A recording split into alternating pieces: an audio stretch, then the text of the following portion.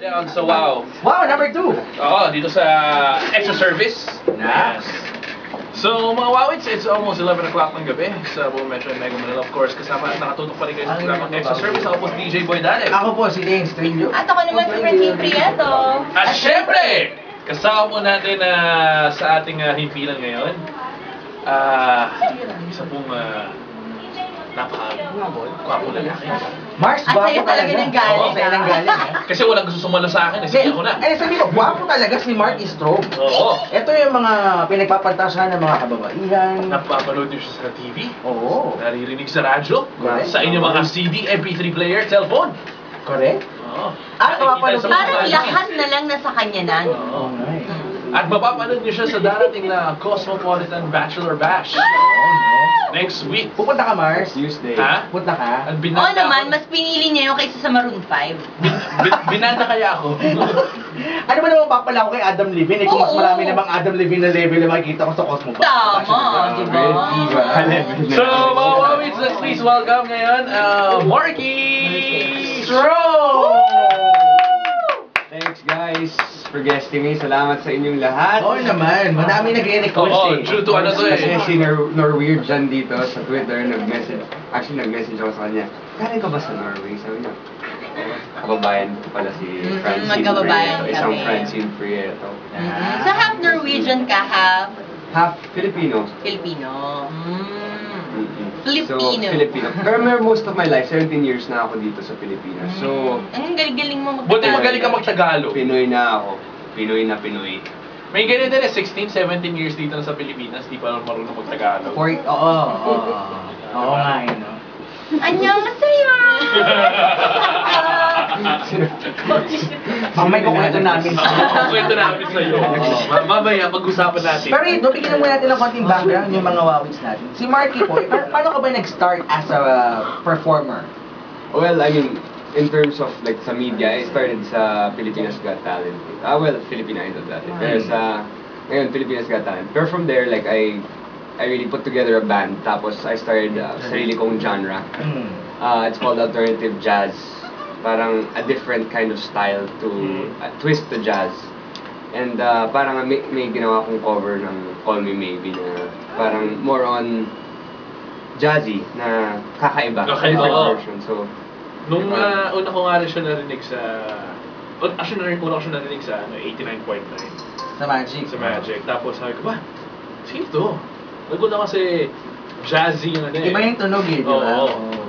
Tapos una, hindi ko nga alam na Call Me Maybe yung kinakanta. Nung pagdating nandun sa pa-chorus na, sabi ko, ay, Call Me Maybe pala to. Mars, na-curious ka kung sino yung kumakanta, tsaka anong itsura ng kumakanta. Kasi normally kapag Oo. ganyan, hunk yung kumakanta talaga, di ba? Oo. At Diba? totoo naman Totoo namang hunk, oo. Oo. So mga na-wowits natin na nice makita si Marcus Roma, punta na kayo sa ating official website, www.103-5wow.fm. We're live streaming po at nakatutok po sa mga camera ngayon.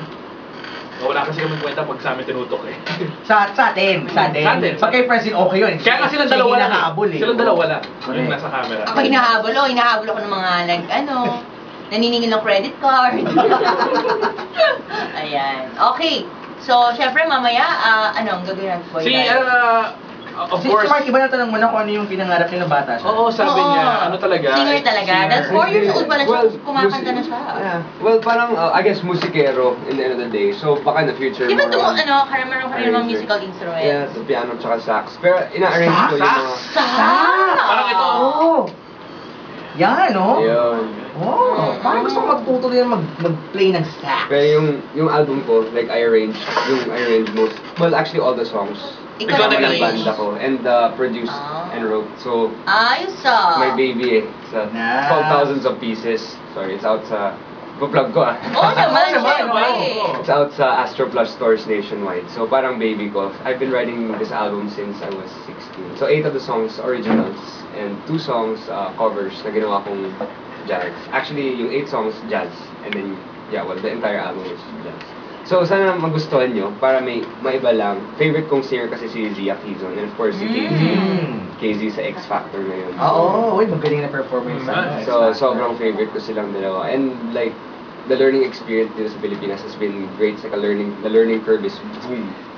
Kasi we get to perform all the time, we get to really grow as musicians. And that's what I think people should do. They should really grow as musicians. They want to sing. Ganun. Sino mga influence mo pagdating sa music? Actually, more Up Dharma Down. Sino sa Up Dharma Down? Dharma Si Down, Army. Wow, favorite ko si Army Milyare from Up Dharma Down. She's my biggest passion. Tsaka si Julian Taroa and si Julian. si Quest. Quest, Kilala. R&B Quest. R&B Quest. Galing. Of course. And then John Legend. Mga ganun. Si Buble to a certain extent. Yun. Jill Scott. Yun. Yung mga underground. Ikaw na Alam mo, susunod doon. Alam mo, si Mark, hindi lang din siya sa, sa pagkanta, sa pagpe-perform, magaling. Kasi balita ko, may mga bagay na magaganap din sa kanya sa mga darating na araw. Like, may stage play siya. Wow! may Indie stage play? movie, ha? So, Wow! ganito, anong stage play? Yung, It's called Repertory. Camp Rock. Each year I do a stage play. Last year, ginawa ko next Baka to isa ka Normal. doon sa mga Jonas Brothers. Siya si, Ah, Zac si Efron. Joe Ay, Joe Jonas pala. Zac Efron tuloy. Joe Jonas. Kaya sabi ko, high Yung ni principal na nabutas yung katawan ko bigla. I'm sorry. Si Joe Jonas. Hindi. Same day. Okay. Pero, yeah, that's with Repertory Philippines. Nice. So, mag-start na ako bukas. So, excited na ako. And of course, yung indie film, same producer ng Zombadings. Zombadings? Oo, so Mark, napanood mo yan, di ba? Oo, napanood ko yun. Naalala ko Si ngayon. Remington. Nakalimutan si Remington nun eh. So kakaiba din yung yung story. Parang hindi siya yung normal na mainstream. Parang hangover siya in a sense. Gusto ko yan. Nice. Napansin, 1 and So, parang R18 yung movie. So R18? R18. Baka hindi ka rin papasukin ng Francine. of course. Well, actually, 'di ba debut mo ngayon? Sa Monday. Punta ka dito Oo, Kasi dapat kinokompleto pa sa namin yung Monday. 18 roses niya eh. Of course. May 18 candles na, 18 roses na. 18 roses na lang ang medyo mahirap punon eh. Ayos Oo. Tapos ganun yung music. Silipin natin si 381-035. Baka may tao na gustong makikausap si Mark Hello. ngayon. Hi! Hello? Hello? Girlie! Pag siniswerte ka nga naman talaga ng color, no? Oo nga. Girlie! Girlie! Ba't napatawag ka? Hindi ka ba ba't matutulog ng ganitong oras? Wala ka bang dasal? Girlie! May katanungan ka ba para kay Marky? Ano nga yun po? Ha? Ano? Mamaya ibibigay niya yung mga Gigs, schedules, yung oo. mga gigs niya. Makinig ka, girlie, ha? Para makita mo si Marky ng live. Gusto mo ba itanong kung may girlfriend na si Marky? May inspirasyon kasi sa bawat pagpa-perform. May inspiration. Parang si, diba? Si Adele, lahat ang sinusulat niya. May pinaghuhugutan. Oo. Actually, yung songs ko dito sa album ko is dedicated to an ex. Oh. So that's why puro bitter yung mga songs ko. So, okay lang yan. Activities, thousands of pieces. Kung pwede lang ibalik. So, yung mga songs ko medyo parang bitter. Hindi naman bitter, pero yung mga depressed songs din. Na jazz. Teka lang, ano to? Nakipaghiwalay sa'yo? Nakipag-break? Nag-cheat sa akin, sa harap ng mukha ko. Nag-cheat! Yeah. Sa itsurang yan, may nag-cheat pa. Minsan mag-basketball tayo. Oh. Para bonding, di ba? Kasi pagka may mga ma-ex kang ganyan, kailangan makalimutan mo talaga. So para makalimot ka, kailangan gawin mong busy ang sarili mo. Mag-basketball ka. Yes, Mag-basketball ka rin? Oo, di ba? Power shooter ako. Magaling to sa man-to-man defense. Talagang dikitan yan, pare. Walang score ang kalaban. Oo. Ane. Sa dikitan lang ha. Talaga ito nakabantay, di ka Defense, oo, wala. Nire-recruit nga yan. Bakita pa nga lang nila ako lalakad, lumalayo yun eh. Nakisip ko na kagad sa bola. Oh, no. Parang, Kadalasan na natatawag na traveling tuloy mga kalaban nito eh. Tsaka yung mga ex na yan, dapat hindi kinakalimutan na talaga yan. Kasi pag may ex, move on to your next. Tama. So, pag-usapan lang natin ang love life kung ano ni Marky Panandalian lang kasi alam ko maraming interesado dyan. Oh. When was the last time na you were in a relationship? me. No. Pagkatapos ng break na yun, kasi college girlfriend ko yun, pagkatapos nun, I had a few parang on and off. Pero Not that serious, had man. one serious yet since then. So, baka may, di ba? I believe that if it happens, it will happen. Oo, wag muna Hindi, ngayon. diba? Busy ka pa eh, di ba? Oo. Wag muna ngayon. Ano ba? Masira na ng karir yung mga relasyon na ganyan. May, hindi, Wag muna. may kilala ako sila ang gusto ang preference rin. Mga foreigner. Ah, ganun ba? Oo. Oo. Ah, oo. Ako na naman. Oo. Ay, oo. Sana hindi nakita yung daliri yung tumuturo, di ba? Oo. Sana hindi nakita. Eh, di ba? Tama-tama, mag-birthday. Gusto niya taga-Greenland.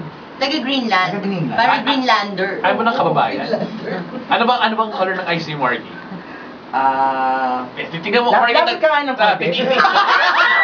Hala! Tignan mo. Eh, Hindi ko makita. Ah, tingnan. Bakit? Oo nga naman, kasi may grado yung mata niya. Oo. 50 tsaka 25. Labo, di ba? Ang labo. Labo. Hindi ko makita. Ako 250. Hiyang-hiya naman ako sa grado ko. Oo. 50 sa 25. So, Face marking brown. Brown yung mata titigan mo, niya. titigan mo. Hindi mo ba natitigan ng maayos sa brown agad? Ah, ano? Brown yung mata ni Marky. Brown. Marky, may showbiz crush ka ba? May nagtatanong din sa atin guys. Ito yung, well, showbiz crush in terms of talent.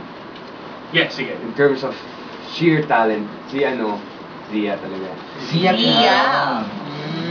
Zia Quezon. Well, I mean, because, I'm a fan of her Talentado stuff. kasi talaga like, yamang. Gusto ko yung kanta niya na kung sino-sino bang sabay tayo? Ayos ah! Parang may iniisip na kanta. Sino-sino ba tinatawagan mo na dito lang naman ako? Call me maybe.